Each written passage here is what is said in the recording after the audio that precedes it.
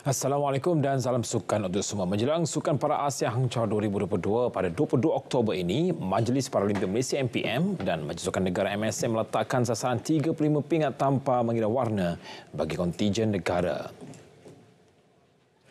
Presiden MPM Datuk Seri Megadi Syahriman Zaharuddin berkata sasaran itu ditetapkan selepas menilai prestasi terkini atlet-atlet negara.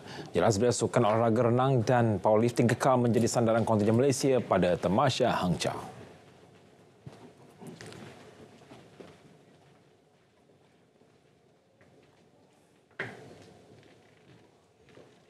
So untuk kami nak buat simple lah.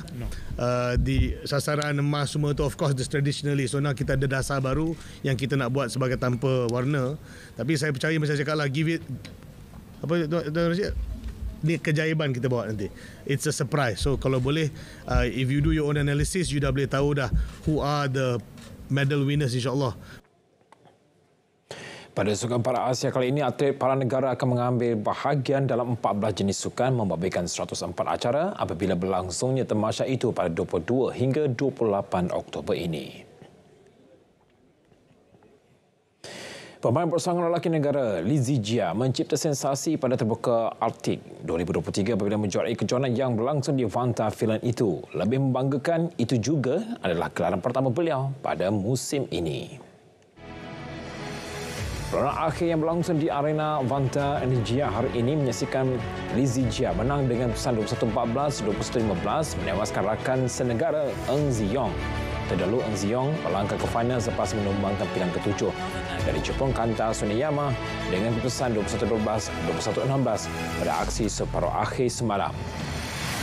Sementara itu, Li Zijia mudah menewaskan pemain ranking ke-10 dari Denmark, Andreas Andersen pada saingan separuh akhir dengan keputusan 21-17 dan 13-8 selepas lawannya itu menarik diri kerana kecederaan kaki. Kementerian Belia dan Sukan KPS berharap sesiapa sahaja yang dilantik menerajui Persatuan Badminton Malaysia BAM akan terus memberi kerjasama erat kepada jawatankuasa Road to Gold RTG. Menterinya Anayo berkata beliau tiada masalah dengan pemilihan Menteri Pelaburan, Perdagangan dan Industri Tengku Datuk Seri Zafrul Tengku Abdul Aziz sebagai Presiden BAM kerana ia adalah hak Persatuan Sukan Kebangsaan itu untuk membuat keputusan. Terdahulu Presiden BAM Tan Sri Muhammad Nurul Zakaria mengumumkan ahli majlis badan itu sebulat suara bersetuju menamakan Tengku Datuk Seri Zafrul sebagai Presiden baharu mereka. Bagaimanapun, tarikh sebenar pelantikan itu akan dibincangkan pada mesyuarat Majlis BAM Disember ini dan dijangkakan dimuktamadkan Januari depan. Persoalan berhubung venue final Pesta Bola Merdeka 2023 pada Selasa ini akhirnya terjawab. Persatuan Bola Malaysia FAM mengesahkan aksi Malaysia menentang tajukisan kekal di Stadium Nasional Bukit Jalil biarpun keadaan pada itu menjadi kritikan ramai. Setiausaha Agung Persatuan Bola Sepak Malaysia FAM Datuk Nor Azman Rahman mesti kenyataan berkata pihaknya membuat ketetapan itu setelah mendapati padang berkenaan sesuai digunakan untuk aksi final. Ia selepas penelitian dan penilaian daripada aspek teknikal hari ini.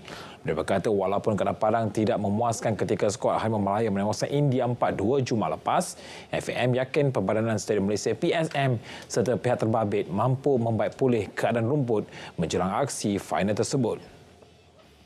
Jelas Nur Azman, Ketua Jurulatih skuad Harimau Malaya Kim Panggun sendiri daripada segi teknikal melihat bahawa padang tersebut boleh digunakan dan mahu aksi final kekal di Stadium Nasional Bukit Jalil.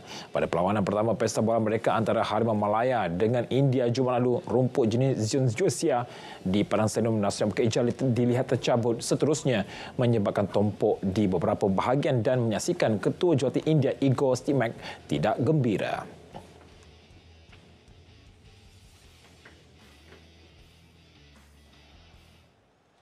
Sementara itu, bekas pengendali pasukan kebangsaan Datuk K. Raja Gopal memuji skuad Harimau Malaya yang terus cemerlang sejak berada di bawah kendalian Kim Panggon. Beliau juga berharap Malaysia mampu merangkul gelaran Pesta Bola Merdeka 2023 sebagai pembakar semangat untuk terus tampil konsisten.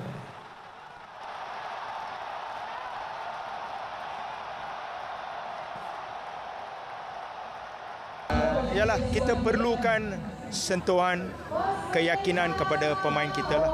So saya harap ini akan teruskanlah untuk persediaan kita untuk Piala Asia. Sekian Studio Martin, Match Click dan Berita Perdana. Saya Nazri Fahmi Syukri. Malaysia Madani, tekad perpaduan penuhi harapan. Assalamualaikum dan salam sukan untuk semua.